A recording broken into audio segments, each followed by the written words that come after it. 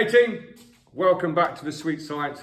I had a really interesting question in the comments of the last video that we done, and it was to do with weight distribution. And do you know what? There's not a huge amount out on social media, particularly for beginners and intermediates. And actually, it's a really good question, and it's quite in depth. So stick around. We'll show you what we'll do with a forward position, a back position, a central position, how you'd interpret that to combinations on the bag, how you would use that with your sparring partners and stuff as well. So let's dig into it. Let's go.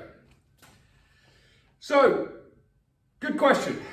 Weight distribution. It's a problem that I see particularly in beginners and intermediates as well when you first start boxing, and it's to do with your boxing stance to begin with.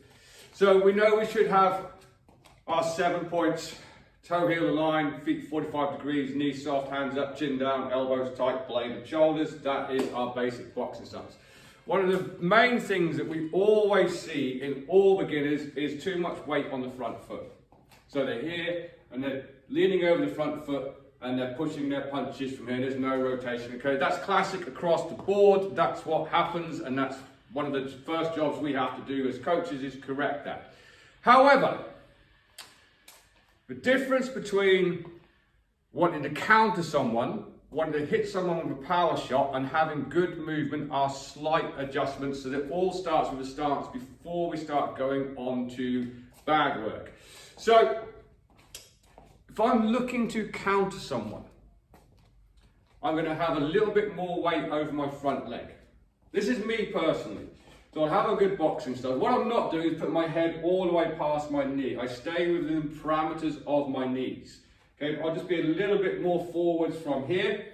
So whatever the weight distribution is, round about 70-30, 70% on the front leg, 30% on the back leg. And I'm looking to counter-attack somebody from here. I'm looking for you to throw a shot, I'm looking to pull or whichever, or I'm looking to come from here. I'll have a bit more weight on the front leg. When you do that, you don't have much power because your back leg is your engine. So if I've got more weight over my front leg, you'll find you've got nothing to push your power hand with. Us southpaws, it's the same thing. If I've got a bit more weight on the front leg, I haven't got much on my back hand. The exception to the rule for that, for myself being a southpaw, and I'm not trying to get power, I do this quite a lot. I'll put a little bit of weight on my front leg, take my head on the outside, and I'll shoot this shot. I know there's no power, it's a little blinding shot as I'm coming around from here, but it's not a power shot. You can't get any power on your power hand when you have a front weight distribution.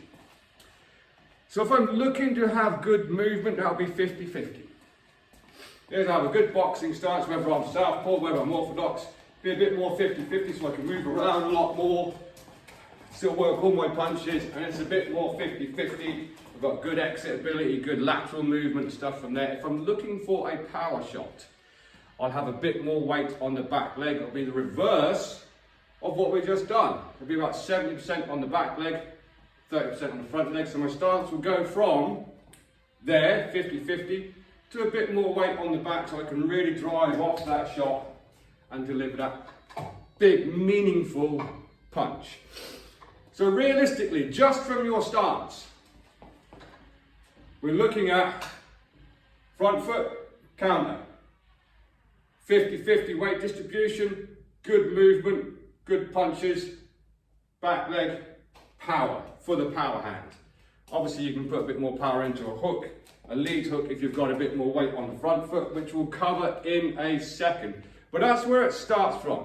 Front foot, in my opinion, you're looking to counter. Middle, you're looking for movement. Rear leg, you're looking for power. The other time where we might use front leg is when we're in close range, and we'll look at that on our bags as well. But also I square up a little tiny bit, but I'm a bit more front foot heavy on that. So let's talk about in other situations as well. So this side of weight distribution is covered quite a lot on anybody who's worth their salt on social media and trying to help others coach. It's just the weight distribution from when you're punching. And that's kind of what chains your punches together.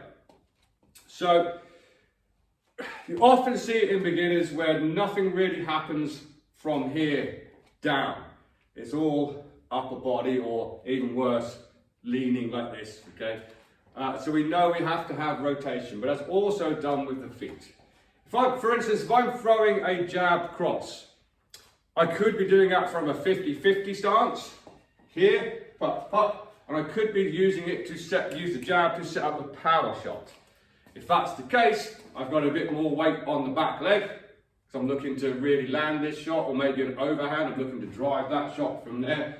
That will be, the weight stays on the back leg as I extend the lead hand, and the weight transfers, not completely to the front leg because you'll lean, but there's an element of weight transfer as you come from here, because this is mass driving forward, which is going to help put power behind the punch. So it's not just that with no rotation, there is an element of using the leg, but what you don't want to then do is transfer all to the front leg because you're off balance.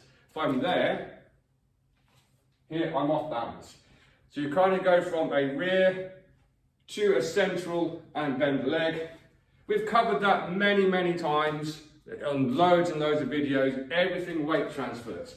For instance, put in the comments what punches you think I'm throwing here. So I'll do it lead on. If I'm putting my hands behind my back, what punches am I throwing? So it's 3 punches. There was 4 punches. Put in the comments what punches they were. Okay, one had 3, one had 4, and all of them had weight distribution. But let's look at a couple of things we can do on a bag and use all 3 stances. So upright, forwards, and backwards. Let's go. So I'll do this orthodox today because I know it's not confusing, but when I do things in my natural stance, there's way more orthodox people watching, so I'll do it orthodox. So talking about using the front leg. Remember, when you're using a bag, one of the best things that you can do is actually visualize things coming back at you. Don't just treat it like an inanimate object that you're just hitting. It's not going to help you develop the skills that you need to develop. So if I was to do this slowly first, I'm going to be in a 50-50 type stance, and I'm just range finding. So I know that that punch is on the end of my jab. So from there, I'm range finding, and I might come into a slightly more forward stance. I'm just going to imagine that there's a jab coming back at me. I'm going to pull and counter with a right hand. So when I pull, the weight goes to the back leg, and counter with a big backhand from there. So you go through all 3 stances just at this point. Yes, I'm 50-50, I'm range finding. I know I'm in range, head forwards. Yeah, weight comes back and through the shot. There can be all manner of punches on that if you want to get a bit more technical about it. If that weight has transferred to the front, you want to put a lead hand on the end, the weight comes back to the back foot from there. So again, I'm range finding. I know I'm just in range, put my head slightly forwards. I'm working. So if you wanted to work a drill where you can work through a couple of positions, start off in a neutral stance, 50-50, just moving around the bag. I'm more upright, more 50-50, just landing some shots, range finding, down low on the range, a bit more forward, but head movement, and back up. It might sound simple, but you have to think about what weight distribution you have in your stance. If you're doing this, get a phone, get a camera or something, and make sure you're not doing it. When you go into your forward part, you're not going like this. That's too far. Yeah, it's just a little bit forward here so you can pull back and throw a shot. And also when you pull back, make sure you're not doing this. Taking your head beyond your knee. If you get caught, I mean felt that in my knees. That's why we don't do it, because it actually hurts your knee. You're only coming back enough. We know we're on range. You only have to pull back a little tiny bit to make something miss, or take a step back. So I'm here. That way I don't lose my foundation. So let's look at a few other drills. So understanding what you're doing with your feet is vitally important. Setting up that power shot, as we said before, at the start of the video, we want a bit more weight on the back foot. However, I'm probably not going to come in like this. It's probably moving around, finding my range, and already I've sat some weight on the back foot, ready to deliver that big shot. Now there's an argument with this. Not really an argument. Some people will tell you to have that foot flat, your rear foot. When you're going to deliver that big shot, that foot is flat and pressure builds up through the toe, drives up through the knee, through the hip, out the shoulder, and the punch is the last thing to go. And you rotate your foot as you're doing it, and that does make sense. And other people will tell you to have that heel lifted off the ground as you do it. Personally, from a power punch point of view, I have the foot flat on the ground and I drive through my foot and out the shoulder from there. That's a personal thing. Try both. A lot of people tell you have that heel lifted. Well, I've got at the moment that heel slightly off the ground, like a spring, and I understand why you would do that. It'd be here. Oh, it's a little bit of kinetic energy driving through. I personally like the idea of the foot a bit flatter and drive from there, and I find I get more power that way. So play around with it and see how you go. But again, just switching between a good stance for mobility and movement, i.e. a bit more 50-50 in here. Yeah, it's never going to be your most powerful shot. Yeah, range finding, drop the weight to the back. Did you see that? I was here, 50-50. One. Already dropped the weight to the back foot, ready to go, and drive through that shot. So you're working. Good movement. And you're just working, range find. Understand what your feet are doing. And we'll look at one more and how we'll go through all three, and also how we do it close range as well, and where our weight should be for that. The other time we want some weight on the front foot is when we're in close range. Okay, when we're in this hands touching type motion. So, two ways of doing that. You can either keep the stance that you do have. I would shorten it a little tiny bit, but you still want weight on your front foot. Or you can square up. There's no harm in that. Squaring up from here, so you can still work some good angles. Train the thought on that. Some people say, well, yeah, you've got no base behind you if you square up. And I completely agree. However, if we are here, right, if I'm here with you, glove to glove, the chances of you throwing a jab cross at me, or just a jab or just a cross, are quite minimal. And if you did, it's going to be a bit crap. Okay? Yes, this person could quite easily step out and throw a shot. I know that. That's where you need to have your reactions. If you feel that break from the gloves, you need to get out yourself as well, because there's a straight shot coming. So we don't really need base behind me too much in that. What I do need is lateral stability, because at that range, it's most likely going to be body shots through the center, uppercuts and hooks. So you need that lateral stability, which also gives you good exit to the side as well. So try both, but if you are in range and it's close range and you are in a normal stance, you want your weight on your front foot.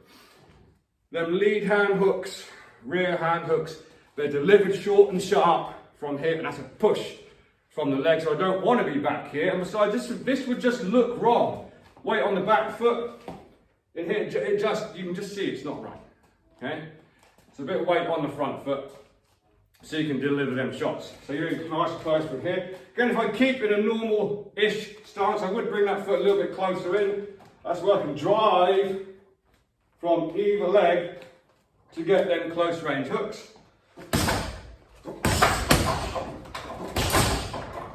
From here. And if I exit, I go back into a 50-50 and move.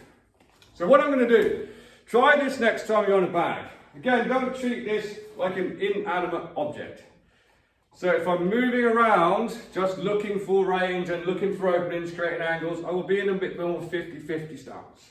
If I'm looking to set up that power shot, you'll see my weight will drop slightly to the back as I'm looking to throw it. If I'm in close, I'm either going to be square up, hands up on the bag, looking for them little shots from there, weight on the front foot. And if I'm looking to counter, you'll see I'll be more at range and my head will be a bit more forward so I can pull and counter some shots from there, or slip and roll, whichever, blah, blah, blah. Now, please, take into consideration, 1, I'm old, 2, I'm broken, 3, I'm a southpaw and I'm doing this orthodox. So don't laugh at me too much.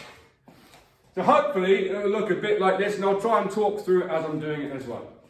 So I'm completely out of range, a bit more 50-50, range finding, let's get some shots, 50-50 weight distribution. Look at set up a few angles, just kind of see what he's doing, a bit of head movement, a few feints, try and draw out some attacks. Okay. Yeah, so I'm drawing out some counter attacks. Range finding, 50-50, weight's got the back foot, power shot down the middle, weight's got the back foot.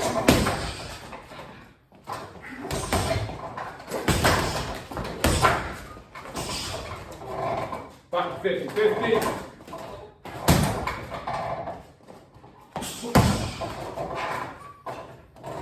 Kind of looks a bit like that.